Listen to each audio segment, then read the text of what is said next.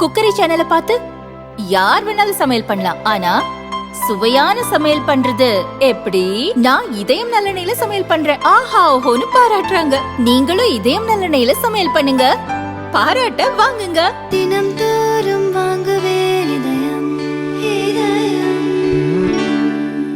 லோக்சபா மற்றும் மாநில சட்டசபைகளுக்கு ஒரே நேரத்தில் தேர்தல் நடத்த மத்திய அரசு நடவடிக்கை எடுத்து வருகிறது.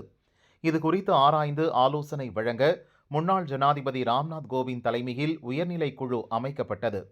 அனைத்து கட்சிகள், சமூக அமைப்புகள் உட்பட பல்வேறு தரப்பினருடன் ஆலோசனை நடத்தினர். மார்ச் மாதத்தில் குழுவின் அறிக்கை ஜனாதிபதி முர்முவிடம் அளிக்கப்பட்டது. ஒரே நேரத்தில் தேர்தல் சாத்தியம், துவக்கத்தில் அதை பல கட்டங்களாக செயல்படுத்தலாம் என அறிக்கையில் கூறப்பட்டுள்ளது.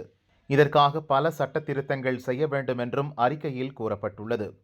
3 சட்டப்பிரிவுகளில் திருத்தம், 12 புதிய சட்டப்பிரிவுகள் சேர்ப்பு மற்றும் யூனியன் பிரதேசங்களான டில்லி, ஜம்மு காஷ்மீர், புதுச்சேரி ஆகியவற்றுக்கான சட்டங்களில் திருத்தம் என மொத்தம் 18 சட்ட திருத்தங்கள் செய்ய வேண்டும்.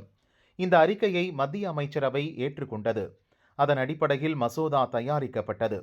மசோதாவுக்கு கடந்த 12ஆம் தேதி மத்திய அமைச்சரவை ஒப்புதல் அளித்தது.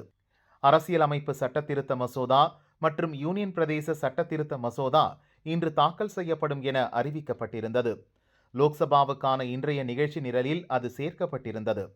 இந்த சூழலில் திடீர் திருப்பமாக நிகழ்ச்சி நிரல் மாற்றப்பட்டுள்ளது. பட்டியலில் இந்த மசோதாக்கள் தாக்கல் நீக்கப்பட்டுள்ளன. துணை பட்ஜெட் மானிய கோரிக்கை உள்ளிட்டவை நிறைவேற்றப்பட வேண்டும் என்பதால் ஒரே நாடு ஒரே தேர்தல் மசோதா ஒத்திவைக்க மத்திய அரசு முடிவு செய்துள்ளதாக கூறப்படுகிறது. குளிர்கால கூட்டத்தொடர் 20ஆம் தேதி வரை நடக்க உள்ளது. சபாநாயகர் ஒப்புதலுடன் மசோதாவை எந்த நேரத்தில் வேண்டுமானாலும் தாக்கல் செய்ய வாய்ப்புள்ளதாக தில்லி அரசியல் வட்டாரங்கள் கூறுகின்றன.